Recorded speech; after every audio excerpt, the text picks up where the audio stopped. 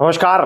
दिल्ली की सियासत इन दिनों बयानों की तपिश से झुलस रही है। चुनावी मैदान में गर्मागर्म बयानबाजी और तीखी जुबानी जंगों का सिलसिला हर चुनाव में देखा जाता है, लेकिन इस बार ये एक अलग स्तर पर पहुंच चुका है। भारतीय जनता पार्टी के नेता रमेश बिधूड़ी ने एक के बाद एक विवादास्पद बयान देकर सियासी माहौल को और गर्म कर दिया है। सवाल ये उठता है कि क्या इस तरह की बयानबाजी भारतीय राजनीति का नया मानदंड बन गई है, या फिर ये नेताओं के निजी स्वार्थों और राजनीतिक फायदों के लिए बनाई गई रणनीति है। बिधूड़ी ने हाल ही में दिल्ली की मुख्यमंत्री आतिशी, आम आदमी पार्टी के सांसद संजय सिंह और कांग्रेस नेता प्रियंका गांधी वाड्रा को लेकर विवादित बयान दिए हैं, जो चर्चा का विषय बने हैं। उनकी टिप्पणी न केवल व्यक्तिगत हमलों से भरी थी, बल्कि इसमें समाज के बुनियादी आदर्शों को भी चुनौती दी गई है।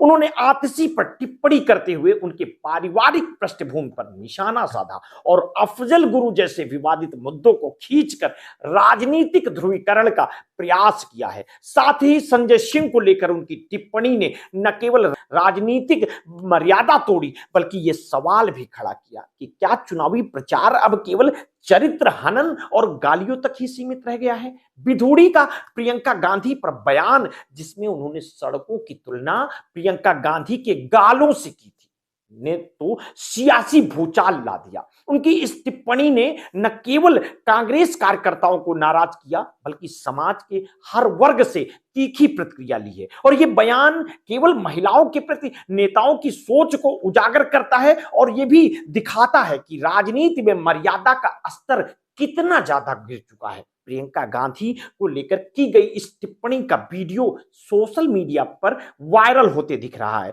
और विवाद इसको लेकर के और भी गहरा गया है। दिल्ली में कांग्रेस और आम आदमी पार्टी ने इसे महिला विरोधी बयान बताते हुए कड़ा विरोध जताया है। इस बयान पर सफाई देने के बावजूद बिधूड़ी की मंशा और उनकी बयानबाजी पर सवाल उठ रहे हैं। उन्होंने सोशल मीडिया पर माफी मांगते हुए लिखा कि उनका उद्देश्य किसी को अपमानित करना नहीं था, लेकिन यह तर्क कितना विश्वसनीय है। क्या ऐसे बयान गलती से निकलते हैं, या फिर यह एक सोची समझी रणनीति का हिस्सा होते हैं? माफी मांगने के बाद भी सवाल बना रहता है कि क्या इन नेताओं को इस तरह की बयानबाजी के लिए जवाबदेह ठहराया जाएगा, या वे राजनीतिक लाभ उठाने के लिए इसी तरह के अपमानजनक टिप्पणियां करते रहेंगे। दिल्ली में भाजपा नेता रामवीर सिंह बिधूड़ी ने भी इस विवाद को और हवा दी है। उन्होंने अरविंद केजरीवाल और आतिशी को लुटेरा बताते हुए उनकी तुलना ऐतिहासिक आक्रमणकारियों से कर डाली, और यह बयान इस बात को और स्पष्ट करता है कि राजनीतिक प्रचार अब नीतियों और विकास की चर्चा करने के बजाय चरित्र हरण और अपमानजनक भाषा पर केंद्रित हो चुका है। आखिरकार सवाल यह है कि इस तरह के बयान देने वाले नेताओं पर क्या कार्रवाई होगी? क्या राजनीतिक दल ऐसे नेताओं को अनुशासन में रखेंगे, या फिर चुनावी फायदे के लिए उन्हें खुला छोड़ देंगे? रमेश बिधूड़ी ने अपने बयान पर खेद जताया, लेकिन क्या खेद प्रकट करना पर्याप्त है? क्या ऐसे बयान देने वाले नेताओं के खिलाफ सख्त कार्रवाई नहीं होनी चाहिए, ताकि भविष्य में कोई भी इस तरह की भाषा का इस्तेमाल ना करे?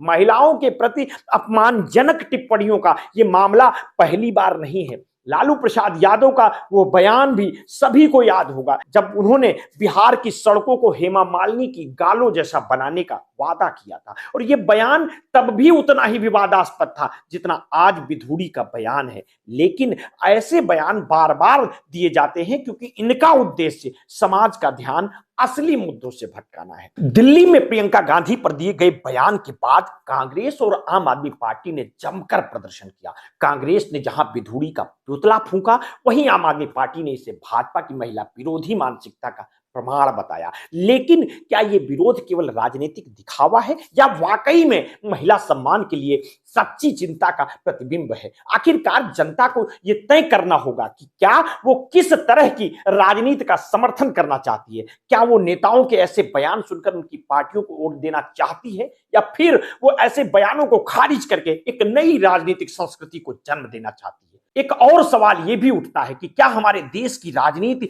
इतनी गिर चुकी है कि नेता महिलाओं के सम्मान और मर्यादा को ताक पर रखकर सिर्फ सस्ती लोकप्रियता और राजनीतिक लाभ के लिए इस तरह की भाषा का इस्तेमाल कर रहे हैं। विधूड़ी के बयान के बाद यूपी कांग्रेस के उपाध्यक्ष विश्वविजय सिंह ने जो तीखी प्रतिक्रिया दी है वो भी इस मामले को और उलझा देती है। उन्होंने कहा कि विधूड़ी जहां मिलेंगे वहां जूते से मारा जाएगा और यह बयान भी राजनीतिक मर्यादा को तोड़ता है और यह दिखाता है कि राजनीति में आक्रामकता किस कदर हावी हो चुकी है। क्या यह समय नहीं है कि देश के राजनीतिक दल इस मुद्दे पर गंभीरता से विचार करें और अपने नेताओं को ऐसी बयानबाजी से रोकने के लिए कठोर दिशा निर्देश बनाएं? क्या राजनीतिक दल केवल चुनाव जीतने के लिए हर तरह की बयानबाजी को उचित मानते रहेंगे या फिर से ये वो समझेंगे कि जनता अब ऐसे बयानों से तंग आ चुकी है और वो विकास, रोजगार और बेहतर नीतियों पर ध्यान देना चाहती है? जनता को भी ये समझना होगा कि ऐसे बयानों का असली मकसद क्या है।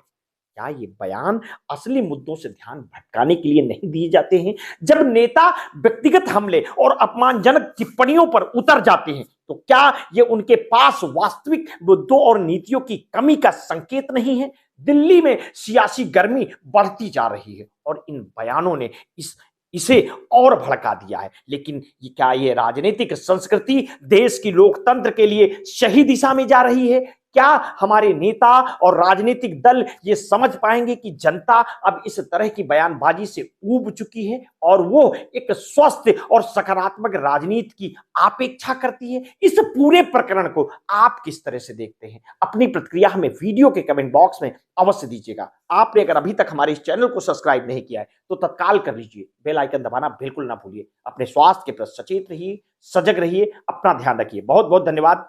साधुवाद।